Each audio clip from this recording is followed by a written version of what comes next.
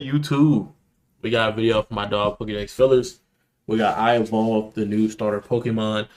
After seeing these starters, if you're a Pokemon fan, you've seen the starters. They're like mid, like they're not the best, but like it's Pokemon. You know, they can evolve, they can grow.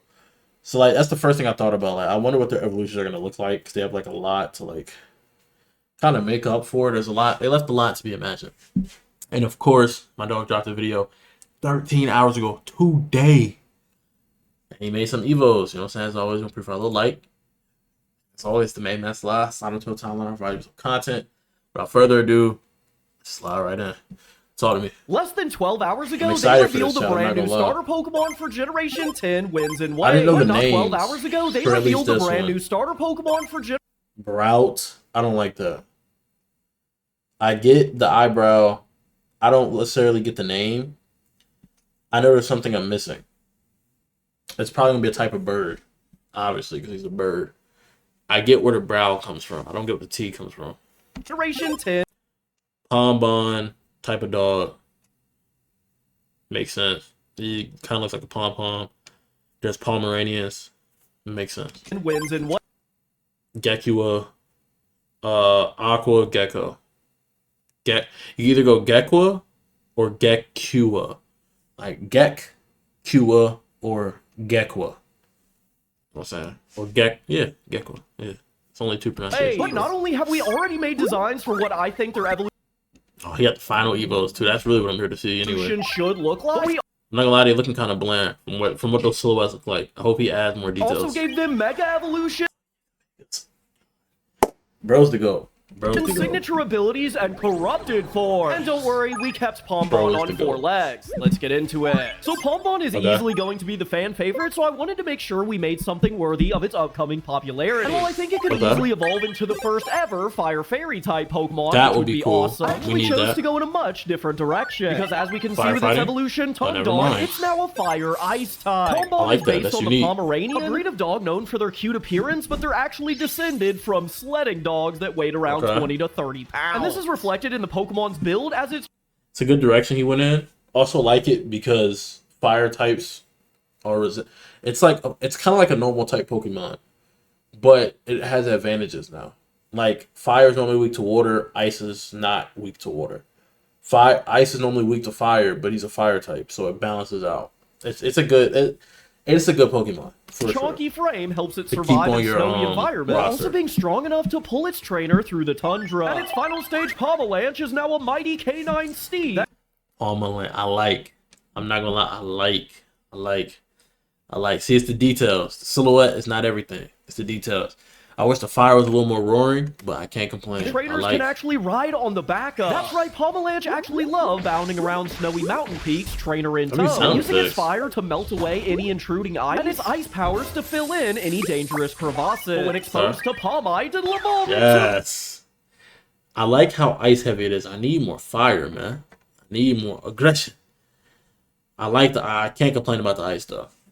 But like ice to me is like an evolved version of water. So if I'm gonna have fire, I think the method is either do what he's doing and play on the contrast, and just have it be a lot more fire. Like make this fire, make like this fire, make the beard fire, you know, or you play with the blue fire route where like it's blue fire. It's mainly a blue color scheme with like, and this is more of a brownish color because it is like a snow dog. You know, it wants to absorb as much heat as possible because it's in the cold a lot.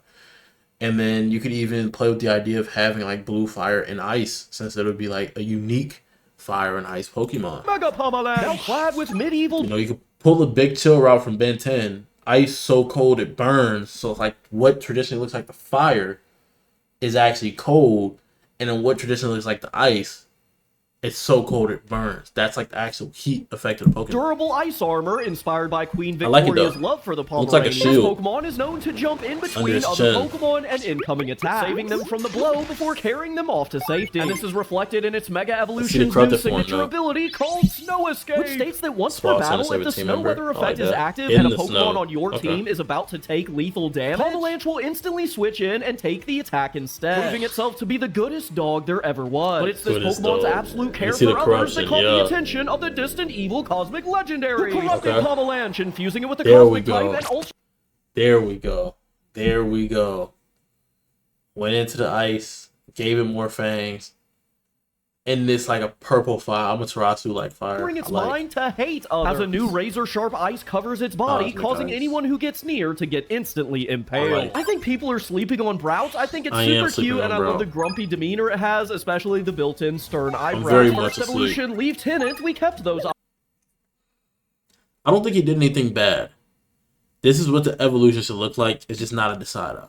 Or Decidui, however you want to say it. Eyebrows, but made them much larger. And in addition to this larger frame, Lieutenant has also gained a large boost to its loyalty, as it's known to go to comically long lengths for its trainer, serving their every command in and out of battle. Even the simple quest of fetching some berries, causing Lieutenant to bring back an entire forest's worth. And this is, of course, a reference to the Pokemon's name, which comes from Lieutenant. However, its final stage, Crustarol, is now a combination of a general and a cassowary, and is known as Cassowaries are dangerous birds. I like that. I like the direction we went. I like that there's literally leaves everywhere in the design. It's an incredible strategic. I think he made lemonade out of the lemon that is this Pokemon. Commander, whose intelligence in battle is said to be so great, sometimes trainers just sit back and let them command the party themselves. So if you pick this Pokemon, don't be surprised if you go to sleep and wake up to a new gym bag. Oh, and don't let this Pokemon's big brain fool you, because it's more than capable of fighting for itself, as I'm sure you could tell by its partial ground typing and its giant earthy talons. And when exposed to Crestite, it'll evolve into Mega Crustarol. It's just too simple, you know? I like how this went from a leaf to like a tree. It's getting bigger. Claw went up, kind of like a Velociraptor. I'm not mad at it. It's like all of the evolutions fit. They're like the next step, but it's not as game-changing as Pombon. Now sporting a much more imposing plumage, this Pokemon is able to communicate with its allies over huge distances, as you just can't miss its large leafy feather. And its ability to command others from far away is reflected in its signature ability, Canopy Core. An ability which gives a small offensive boost to all your Pokemon who are on the field. When Mega Crustarol is not on the field, as by staying back and commanding from within the party, Crustarol is able to help organize your offense. And while this ability is a little awkward because you have to Mega Evolve Crustarol, then switch it out to get the effect, it's still a very interesting addition that any offensive team will have to consider. But this Pokemon's ability to influence others also caught the attention of the distant evil cosmic legendary, who corrupted Crustarol, infusing it Peacock style. I like, because this is what it would look like if it was like a poison Pokemon. And because it's not the Mega, it doesn't have that claws. It feels a Velociraptor. I like. With a Cosmic type and turning its commanding prowess into mind control ability. As this one Pokemon army now brings with it a wave of mind-controlled Brouts that are ready to take over the world. Gekwa is a super solid starter with a design that could go a lot of different ways. One detail I liked in particular is the sort of mascara look that it has to its eye. So for the first evolution, Gektalk, we went with a more feminine, water poison type, whose multitude of bright colors is not only fashionable and unique, but it's also a reference to the Tokay Gecko, a gecko native to the Philippines, which is perfect as Wind and Waves is set in a region based in Southeast Asia. At its final stage, Tokashi takes another weird quirk from the Tokay Gecko. As just like the reptile, this Pokemon can produce a series of loud screeches that can be heard for miles away. And while the Tokay does this to attract mates, Tokashi uses its screams as an unexpected weapon, as they're so loud that Pokemon and trainers close by can be afflicted with permanent hearing damage from hearing a single scream. And when exposed to Tokai, it'll evolve into Mega Tokashi. Nothing really changed, you know? Guild hands, I like. Better at swimming. It's just standing, you know?